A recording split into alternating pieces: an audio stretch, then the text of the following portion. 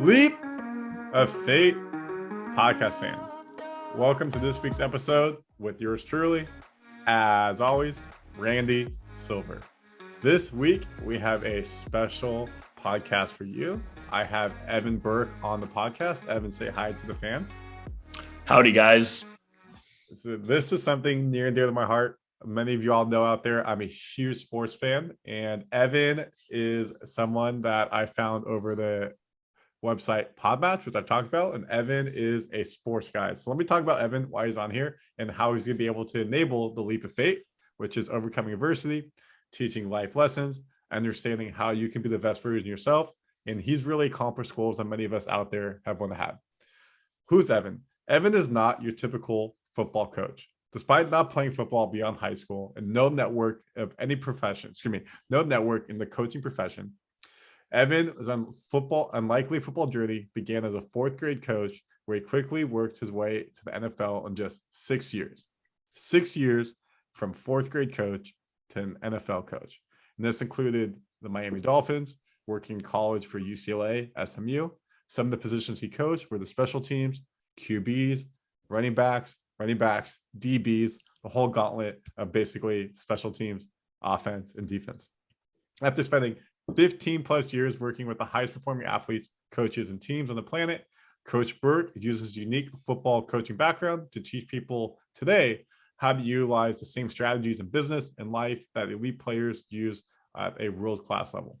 In 2022, Evan released his first book, Finding Intangibles, which he helps organizations identify the hidden traits that drive elite performers and championship teams. He also hosts his own weekly sports leadership podcast, The Highest Level, where he reveals how championship teams' cultures are built and the keys of leadership excellence at the highest level. So Evan's going to be here today to talk about, some cool stories around sports. If you're looking on the YouTube channel, you can see I have a picture of him on the field with the Miami Dolphins. Looks like he's getting something ready from a football perspective. I have other pictures we're going to show on the YouTube channel throughout as we talk about this in this green screen type. If you're audio listening, of course, we'll talk all about it. Evan's going to talk about how you can find the intangibles in yourself to be the best version of yourself. Evan, hopefully it's a great intro. Welcome. That was a great intro, Randy. Thank you. Yeah, thank you for having me, man. I'm excited to chat with you today. Sure. Is there anything I missed that you think is important for the audience to be aware of before we dive into it? No, I think that kind of lays the foundation, and I'm happy to take our conversation wherever it flows. Perfect. So I have something from my perspective, just to get audience awareness as well as, I am a sales leader. I work at Oyster, the company you've heard me talk about many times, and I lead my team like I am a professional sports coach. I manage 10 people right now, and I look at myself as a team leader. So how do I get the best performance out of them? How do I take care of the emotions that come with it? How do I deal with the day-to-day grind? Obviously, the grind of not playing in the Sunday football game and Monday recovery, but the day-to-day grind in the SaaS type of business. So I really try to lead as that player coach to be there and enable their success, which is what Evan will talk about. So Evan, I think the first thing to start with today would be giving the people a background. How did you turn yourself from a fourth grade football coach moving along into the college ranks, then the NFL ranks? So I think it's a lot of things people want to do, and you made that happen. So I think people will be very curious to see how you made that happen. Yeah, sure thing. And I'll try and keep it as minimal as possible to prevent, too much story time here to start us off with. But I played sports all growing up. I grew up in Dallas, Texas. So specifically at a time when the Dallas Cowboys were actually good and winning championships. Early 90s. And obviously football is very important in the state of Texas and specifically in Dallas, Texas, where I grew up. And always loved sports, was always around it. Growing up, doing everything from baseball, soccer to basketball. When I got into high school, I was a wrestler. I played football. Nothing of particular note. I wasn't the best athlete by any means, but I always loved being part of a team. I always loved the competition, and I was captain of both of those teams. And so the leadership aspect was always something I was very passionate about. Fast forward to college, I go to the University of Colorado. I was not recruited to play any sports in college and simply went there as a student, but quickly found that I felt like I was missing something. And I think a lot of it went back to being involved and being around sports my whole life, and kind of missing that aspect. And so I started to kind of just seek out opportunities to be involved in sport. And at the time, I was 19 years old. I was still a student at the University of Colorado, and I started coaching fourth grade, fifth grade basketball and soccer teams, and really just kind of wanting to be involved again in sports. And I think those early experiences as a sophomore in college, and kind of going through the college experience, started to kind of, I guess, grow within me in terms of wanting to do more in sports, and kind of setting my sights a little higher than just being involved in youth sports. So that the way that I kind of started to progress was, I can remember at the time I was thinking, man, I really think I want to give this coaching thing a go. I really want to coach football. Football is really the thing I'm most passionate about and most identify with the leaders there. And I didn't know where to start. And you mentioned it in my intro. I'm not a typical football coach. And for the audience's knowledge out there, a typical football coach's path is they are either a high level college player or a high level pro player, and then they get into coaching, or you are the son of a coach or the son of an NFL executive, and they can kind of like slide you into these positions that nobody knows about and nobody can access. Come being the special assistant in summer camp, things like that. Yes, for my good friend Sean McVay, here you go. And that's great if you can get it, but that's also an easier path. Yeah. My path was literally the exact opposite. I didn't know anybody in coaching, and I didn't know where to start, and I had nobody to turn to and say, hey, like, what should I do? If I could go back and talk to myself at 20 years old, I would say, hey, you should just go up to the University of Colorado football office and ask to volunteer. And, even if you're opening mail for them, you're still within a college program. But as you kind of mentioned, I think there is a beauty in starting at the bottom and working your way to the top. And was very fortunate in just all my experiences. And as you mentioned, I went from fourth grade football to coaching high school while I was still in college at Fairview High School in Boulder, Colorado. And once I graduated college, I kind of set my sights to wanting to get a job in college. And I wrote every school in America, every Division I school in America, got no responses. But I did call the three schools that were located in Dallas. So as I mentioned, I'm from Dallas. I was living in Boulder at the time, finishing school, and had just called the three schools in Dallas, North Texas, TCU, and SMU, told them that I'd written them a letter a month ago, and that I was going to be in town in a few weeks, and I wanted to come up and meet them. Two of those schools, University of North Texas and TCU, both told me, do not come up to campus. Do not come up and see us. We do not want to see you. And they told you that verbally? Yes. Wow. I called them on the phone and I said, hey, I'm Evan Burk. I just sent you a letter. I'm looking for an opportunity to be a part of the coaching staff or just to be a part of the team. And they told me point blank, do not come up here. We are not hiring. We're not looking. Do not come up to the office. The coach at SMU was very nice. He said, hey, if you're going to be here on this day, why don't you come up, come up at 10 o'clock and, I got a couple minutes for you. And that was Coach Gary Hyatt, who was the director of football operations at SMU, and spent about 20 minutes telling me about a volunteer operations assistant opportunity they had. You're going to be traveling with the team. You're going to be up here till all hours of the night, working with the coaching staff. You're going to have to do whatever we tell you to do. You're going to be on the road doing bed checks, doing study halls. And to me, it sounded like the coolest thing to be a part of a Division I football team. And so, I was like, yeah, Coach Hyatt, I'm in, let's go. He's like, oh, well, we're not hiring for this yet. And so I actually ended up going back to Boulder, called him each week for the next maybe 8-9 weeks, just kind of checking in on this volunteer assistant opportunity that I'm sure they didn't even care about. And eventually got two other job offers, one in high school that actually paid money and another one at a Division II school that was going to be a volunteer opportunity. Called Coach Hyatt, asked if they were hiring for that volunteer position yet again.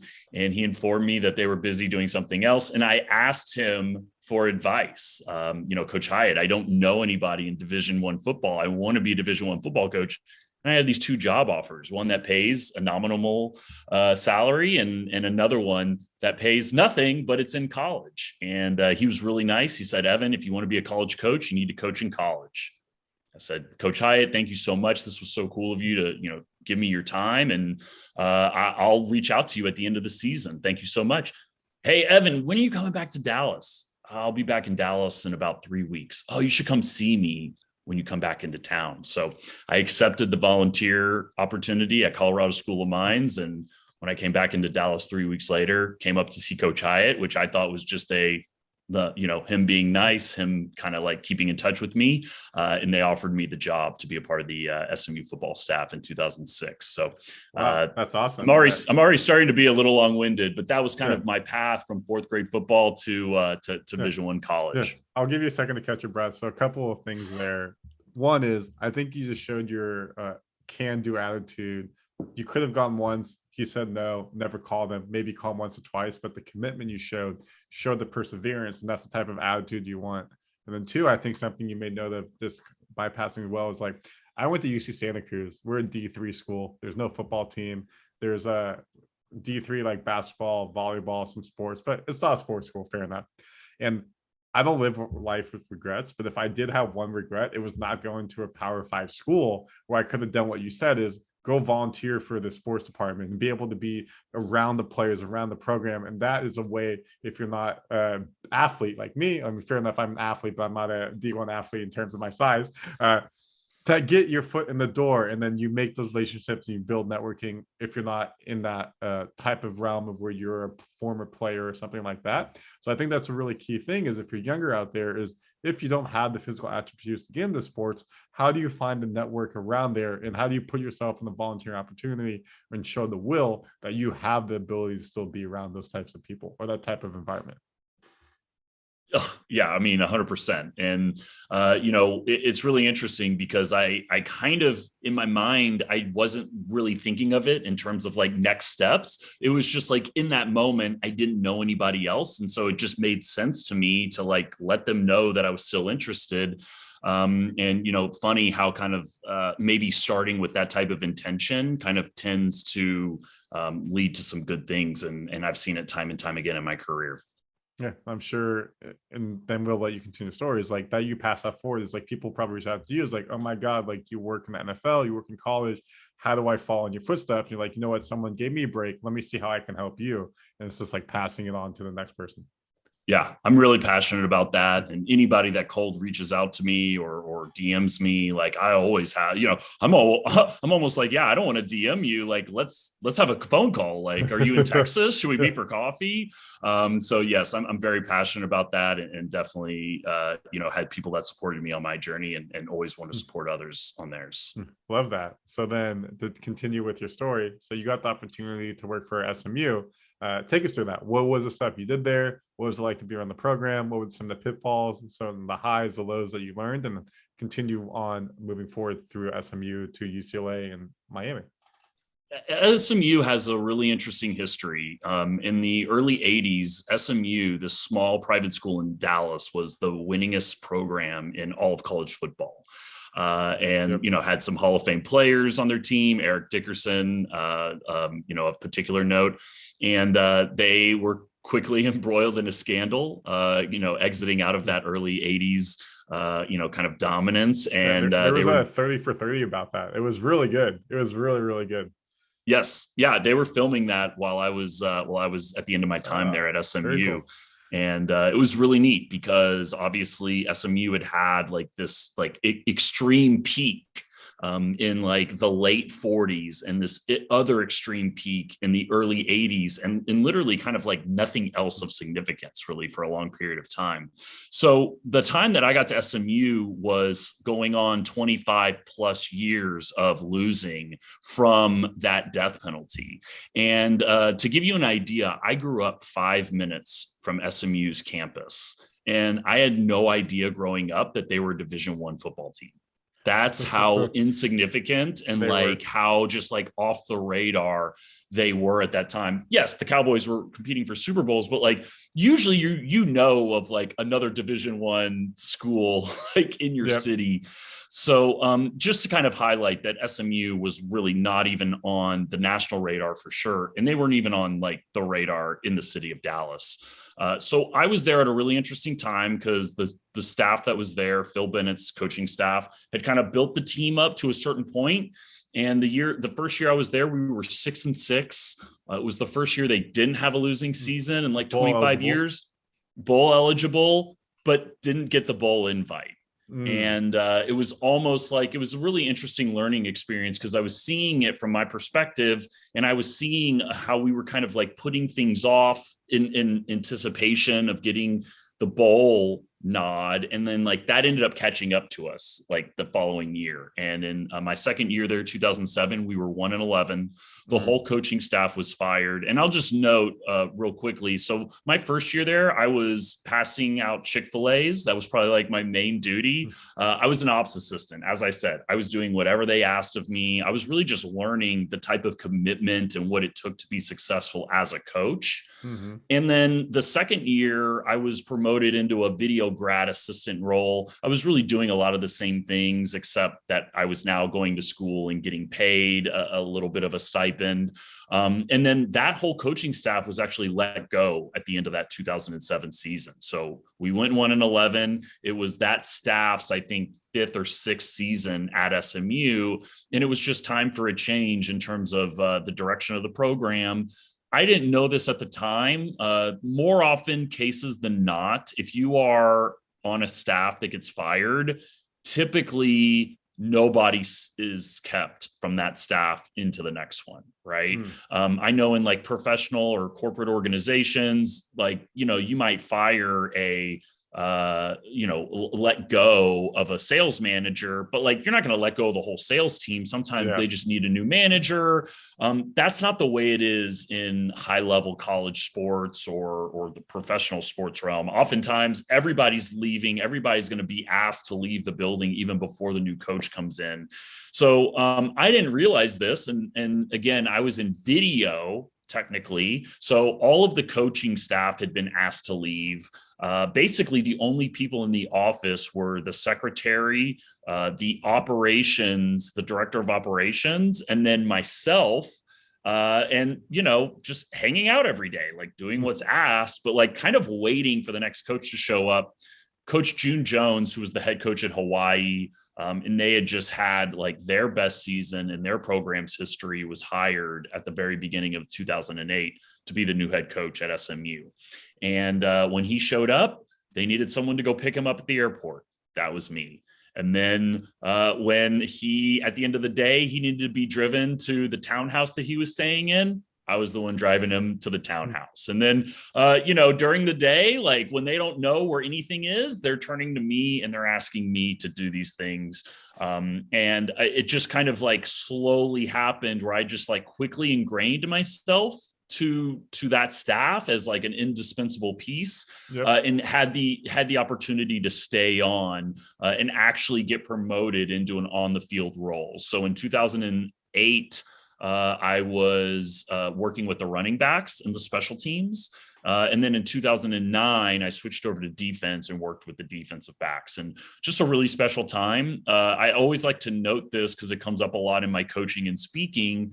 That was a great opportunity for me to learn what it takes to turn a program around, specifically a losing program around. And I like to point out to people that even though we went 1-11 in 2007, and there was a whole lot of excitement around June Jones arriving, and we had a ton of NFL talent on that team, guys that are still playing in the league today, 10 years plus later.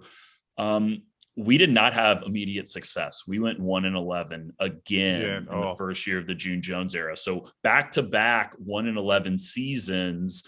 And then, in 2009, my fourth year with the program, got to see firsthand kind of like the resurgence of that program. We went, I think, 9-5. We went to the Hawaii Bowl. We won the Hawaii Bowl. big over the University of Nevada, Reno, and it was just a really exciting time. So obviously incredibly fulfilling to start my coaching career off in the city that I grew up in, 5 minutes from where I grew up, get my master's degree from the school, and have honestly another master's degree in terms of like what it takes to run a college football program, and specifically what does winning culture look like, and what does it take to build a winning culture and turn a losing culture around. So often look back at that time personally and professionally as really the best time in my career to date. I love that. So I have a couple of follow-up questions for you, more like rapid fire. Sure. One, as someone who didn't play professional football, college football, and you're coaching people who are D1 athletes, did it take time for them to build respect for you as a coach? Why should I listen to you? You've never been in my shoes before. Short answer, yes, without question. You probably can't pick up this on YouTube or definitely on audio, but I'm 5'10", 160 pounds, soaking wet. I'm not an intimidating figure. If I'm clean shaven 10 years ago, I look like I'm 17 years old. So there was a lot of kind of like maybe initial pushback, but I think just like with anything in life, even if you are maybe not having the pedigree to be successful, what oftentimes is going to determine your success is going to be your work ethic, your preparation, and your dedication to your craft. And like I was trying to put that on display every single day, whether I was passing out Chick-fil-A's as guys got on the bus, or whether I was doing photocopies or coaching players on the field. So, I didn't have all the answers early on, but it was definitely in my mind, like I was doing everything I could to be an asset to the team and to the coaches and obviously to the players as well. Love that. So question number 2, and I got 3 of them total. What did it take to turn the culture around? So you said you got to see firsthand the culture, the team turn around. What were some of the disciplines that you all had to build in? What were some of the different mantras and whatnot? And how did you start to create that shift in the mindset for people to turn a negative mindset to a positive, or a negative culture feeling to a positive culture feeling? Yeah, we really started with a quote. You are, or we are what we repeatedly do. Therefore, excellence is not an act, but a habit. And really, I think that encompasses everything that the turnaround at SMU was about. We didn't know what it looked like to practice like a winning team. We didn't know what the behaviors and the habits were of a winning team. And so I think the coaching staff understood that, and they had to teach our team from the very basic foundational aspects of football, what it looked like to practice. What did it look like to meet? What were these small little details that we needed to focus on in order to win? I would say that the coaches also did a great job of coming in and setting very high standards of preparation for the team, for the coaches, for everybody involved. Like, we are here to perform at our highest level. And I think there's also something important too, in terms of like letting people believe, there was such a cloud over that program in terms of the losing we had experienced, that it was really special to have somebody come in and breathe a little bit of life and let us know that greatness was attainable. And it was not going to be easy. It was going to come through a lot of hard work. But I think those high standards they set were key. And then the last thing I'll mention that really stands out was we built a culture of small wins. We used to talk about it all the time. How are we going to turn this culture around? What is the foundation for winning championships here? There was none. And so how are we going to build it? We're going to build it one small win at a time. And that might just be as simple as us showing up to a meeting with our notepad and a sharpened pencil. Yeah, and I know that's everybody on time. Like, one person on time, that's going to be someone delay a game in a football game. It's going to prove itself. Yes. 100%. And I know that you could maybe make the argument, those don't correlate. I would make the argument that they all 1,000% correlate. And so we had to learn how to meet. We had to learn how to practice. We had to learn how to take care of our own locker room, because there were issues in our locker room where we were busting holes in the wall. And then the staff was repairing them, and we were busting holes in the same space, almost like ha ha ha, like isn't that funny? And I remember specifically when this hole in the locker room happened, Coach Jones brought the team up, and I of course was like kind of like waiting for this moment. Like Coach Jones is a very stoic, even keeled personality, and I was waiting for him to kind of like rip a new one with the team. And he just got the team up after like a spring workout, and he goes, guys, we just spent X amount of dollars fixing the hole in the locker room. And I come in today, and not 24 hours later, the hole's there. And he goes, that's what losers do. And if you want to keep being losers, keep doing what you're doing. But if you do what we tell you to do, you will win. We will win. But you have to do what we tell you to do. So I think he was really great in terms of holding people to high standards and letting them know in very specific terms, like, you can do whatever you want to do, but like, I know what it takes to win, and I'm here to lead you to where we want to go, but you have to buy in. You have to do what we're telling you to do. It's not just going to happen because we point at signs on the wall or because we say we're going to win. And he just had a really unique quality about himself to kind of bring that team together during that time. That gave me goosebumps. That was great. And then my last question for you is, in terms of you said you went from doing videography, a video coordinator, to now I'm a position coach. What were the hours look like for you? Getting in early, staying late. What was that grind like? Well, it's certainly a grind. For those that don't know, when you are in high level college professional coaching, you're pretty much working 7 days a week during the season.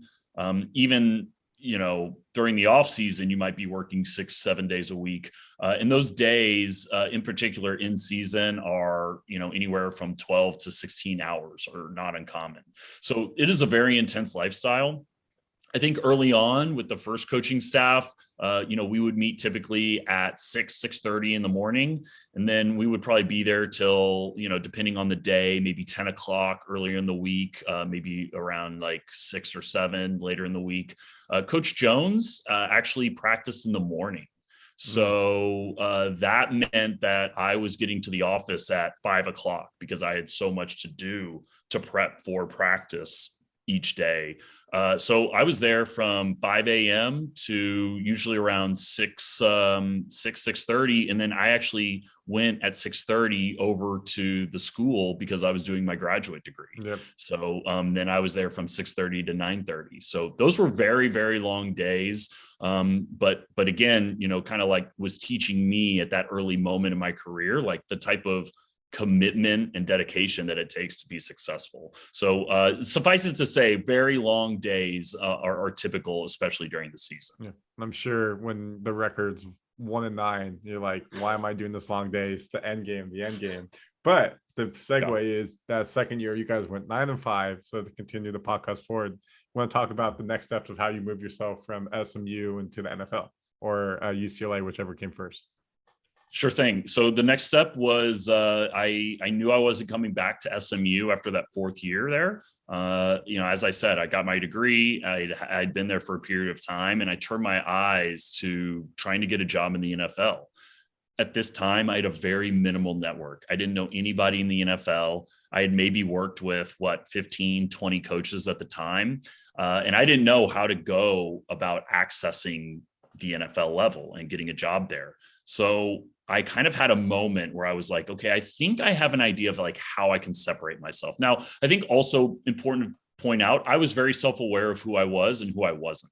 I knew I didn't have name recognition. I knew I couldn't walk into a room and have people point at me and think football coach. So I had to do something to separate myself. And so what I did was I created a spreadsheet of the 20 coaches I knew, and I made a timeline, 2009 to 1970. And I filled out every place that those coaches had coached.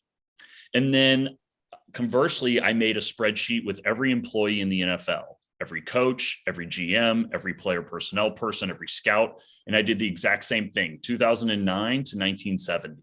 And any place, when I placed them on top of each other, that I saw somebody I knew that corresponded with a coach, regardless of if I even knew they were friends or not, I just wrote that person a handwritten letter.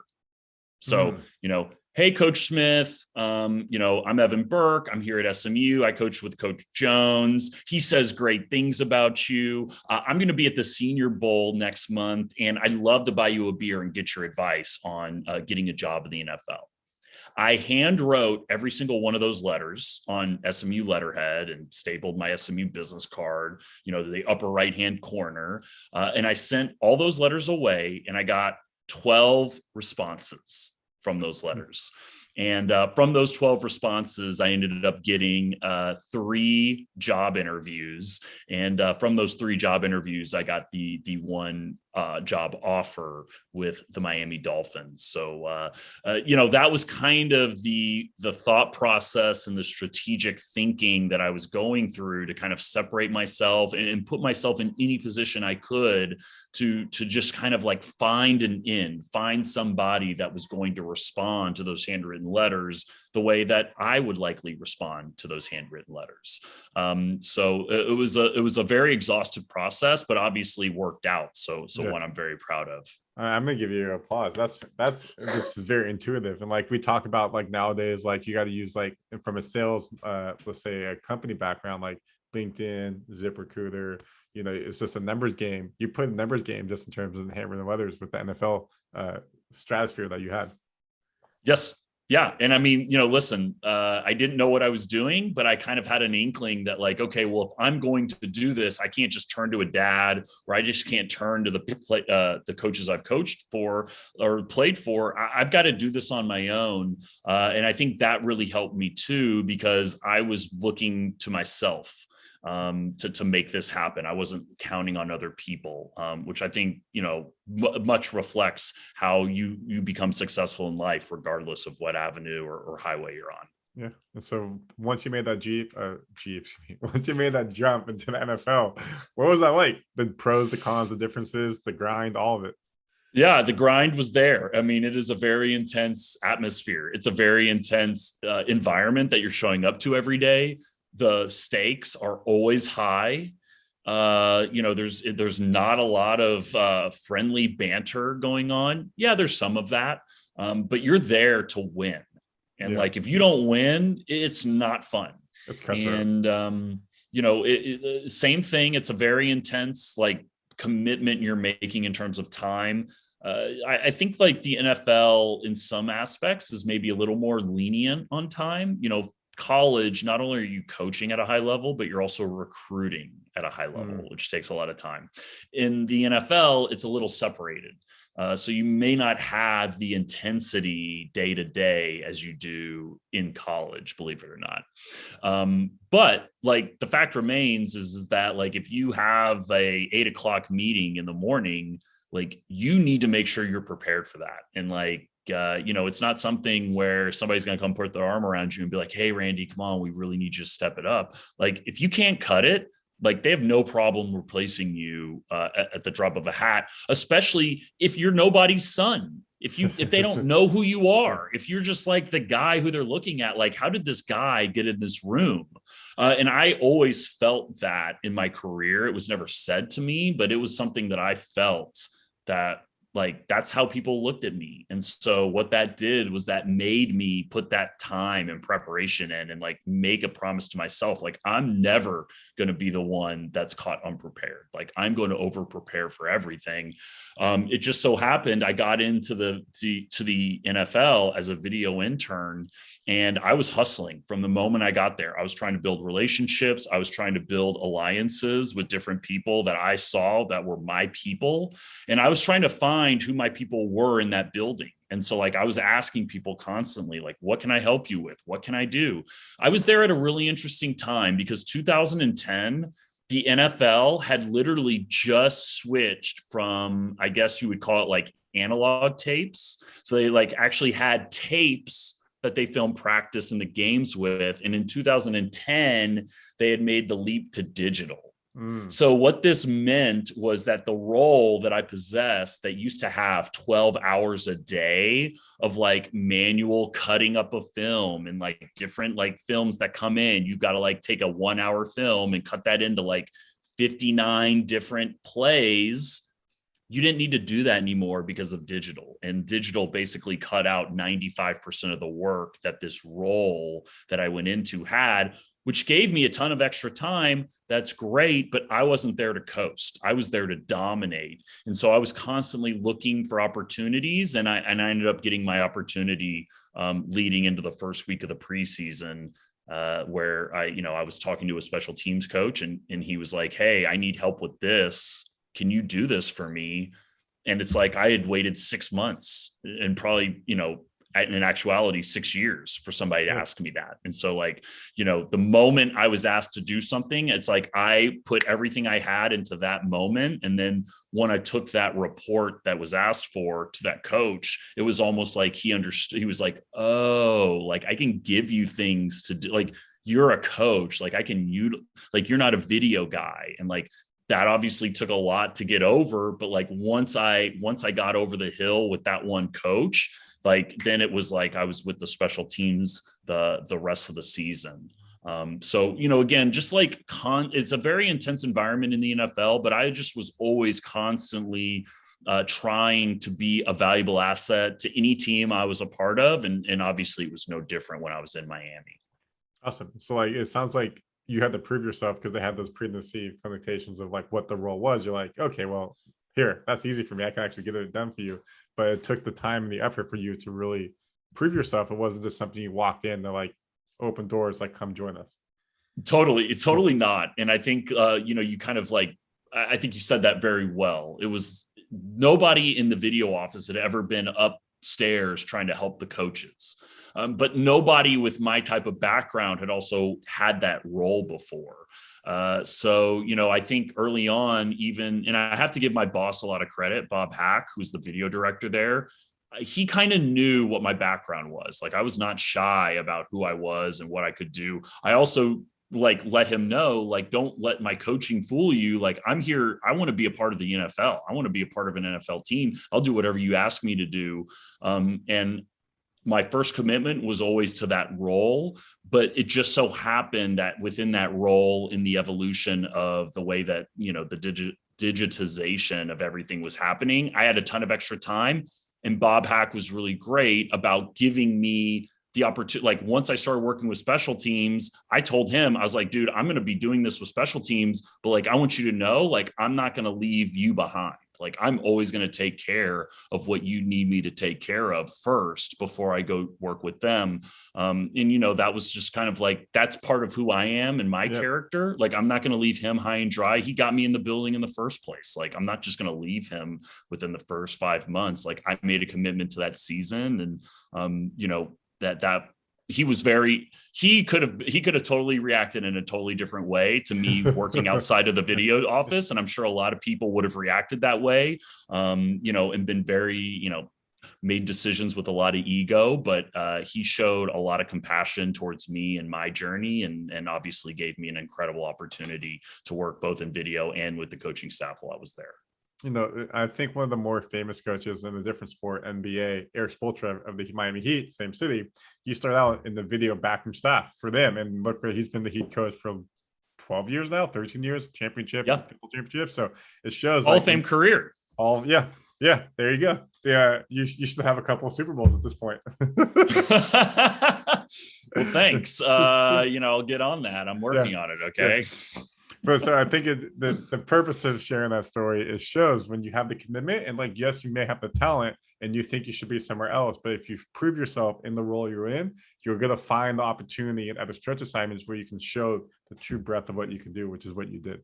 Yeah. And I think understanding too, that even though you may be in a role that you're not necessarily excited about, or you can do more, you have to dominate that role. Because you dominating that role is going to make you better. It's going to expand your competency circle. And then when you finally do get that opportunity, now it's not okay, now it's time to step up. It's I've been stepping up the whole time. So whatever you're asking me to do isn't going to change how I operate or how I attack this one assignment or one challenge. This is who I am. So obviously I completely believe in that, and was fortunate enough to see a lot of success in my career because of that mentality. I love that mentality, which is what I have. So a couple rapid fire questions here around the NFL, then we'll continue on to the last part of the podcast. What was it Cool. like being inside the NFL locker room on a Sunday after a win and that excitement, or a Sunday afternoon after a loss, and the pitfall feeling that may have?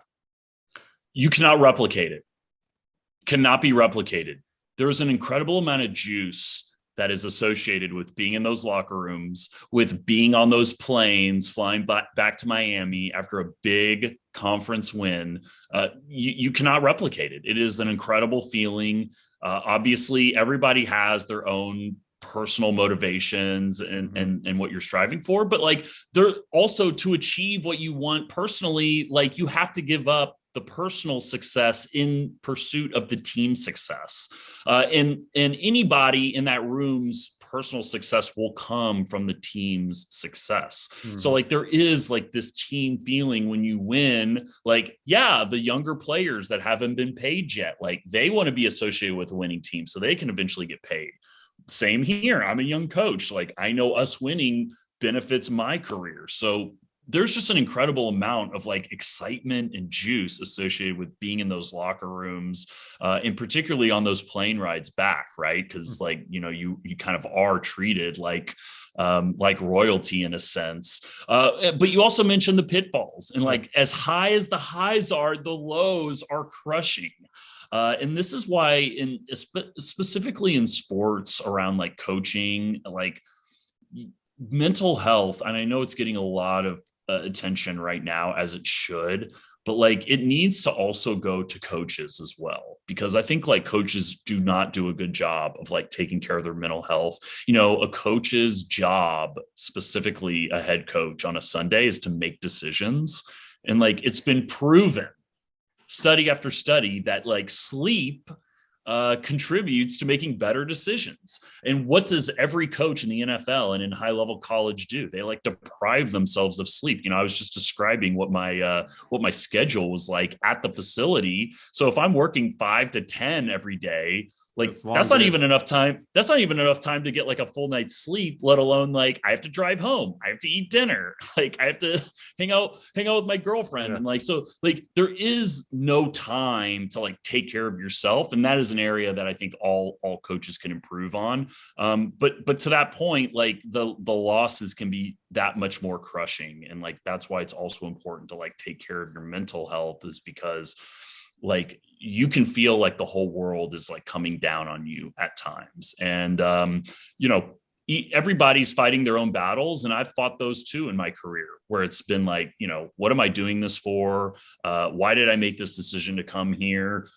Had those feelings at Miami, had those feelings other places. And I will just say, like, just because of the pressure associated with the NFL, like those feelings just tend to be a little deeper, but also there's a little more elation and kind of the success that you can have as well. And I would say on the grander scale as well, you know, maybe not in the role that you had there, but like when you have the media right after the game, tough loss. Why do you make that play? Why do you make that call? What happened here? Did you prepare? It's like, give me a second to decompress from the game before you just get shot into the media, and you have to deal with the media all week. So it's just compounding what you're saying more and more, because it's not like you can hide from it per se, or let it like sit. It's totally. And, you know, we talk about wanting people to be authentic, and then the moment they're authentic, we destroy them because like they were too authentic. And I really feel for players that get put in those situations. I know Naomi Osaka in tennis has kind of brought it to light. Like, why do I have to talk to the press 20 minutes after I just lost like a career defining defeat or match, you know? And it's like, she brings up a really good point, because what is she going to really say in that post-game press conference? And it puts a lot of pressure on those athletes. I particularly feel for the college athletes that kind of don't really know better, and are kind of, in a way, maybe being manipulated by some of the older people. But we're getting on a tangent. I could talk about this all day, but the one that I think about is probably the Super Bowl when Carolina lost to Denver and Cam Newton had to listen. I think, no, sorry, it was Seattle, not Denver. And he had to listen to the Seahawks in their press conference because they were like sharing the same auditorium. He walked off after 1 minute and he got ridiculed for that. But like, I think he did the right decision. If you're not feeling prepared for that and being able to sit there, like who knows if you stayed there 10 more minutes, how that could have turned out.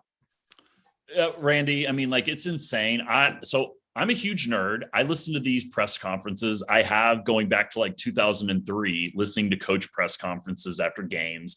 And quite honestly, some of the questions that are asked are like insanity.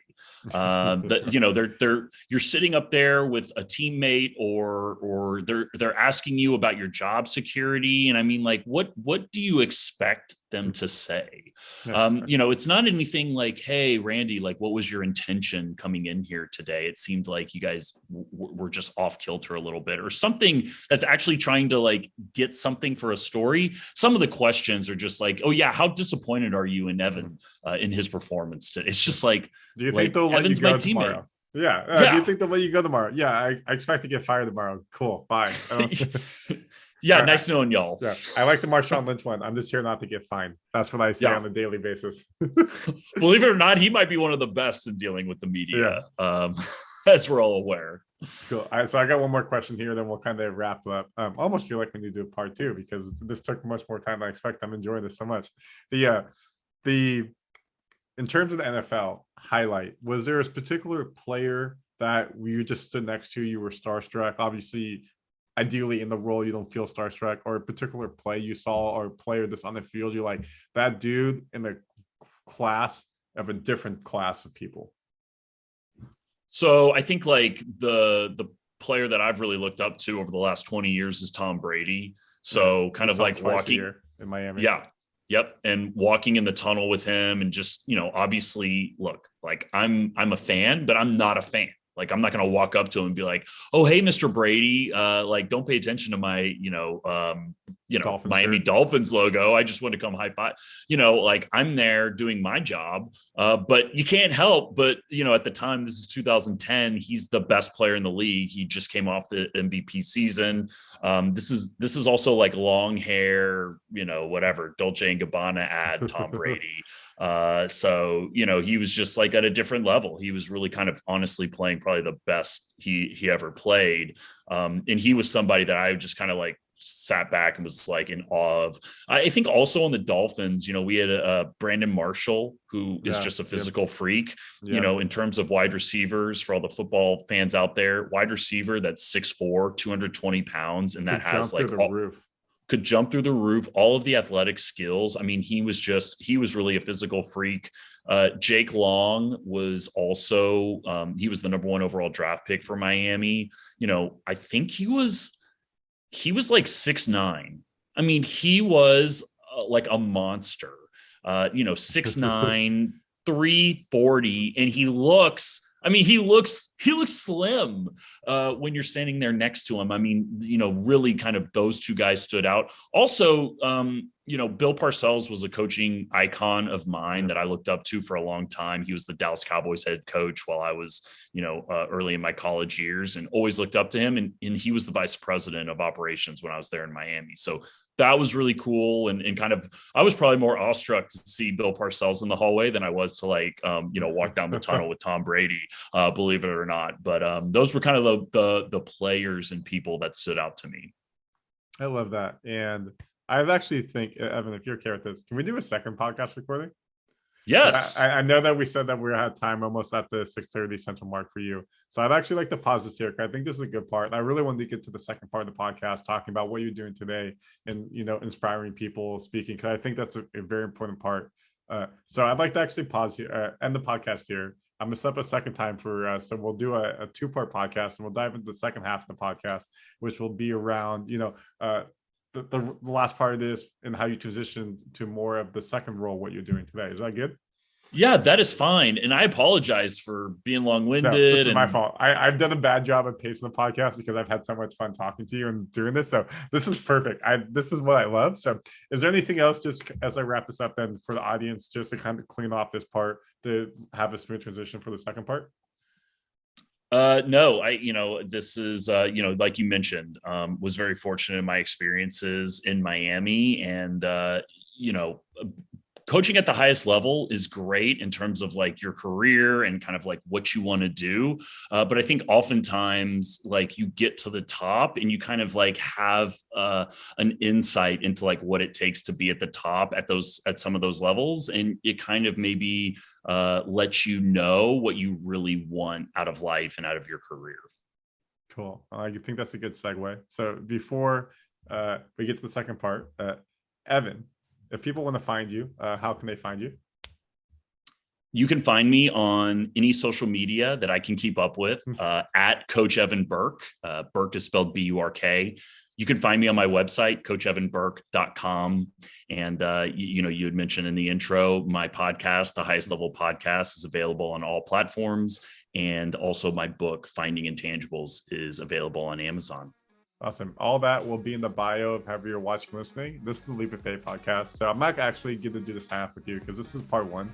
So the part 2 will come out next week when we record the second part for you guys. And we'll talk about the back half of him working inside of the sports world in the college and NFL, what he does today around going around speaking and enabling everybody's success. So Evan, thank you so much for coming on part 1, and we'll go ahead and do part 2, and we'll have that come out next week for everybody else.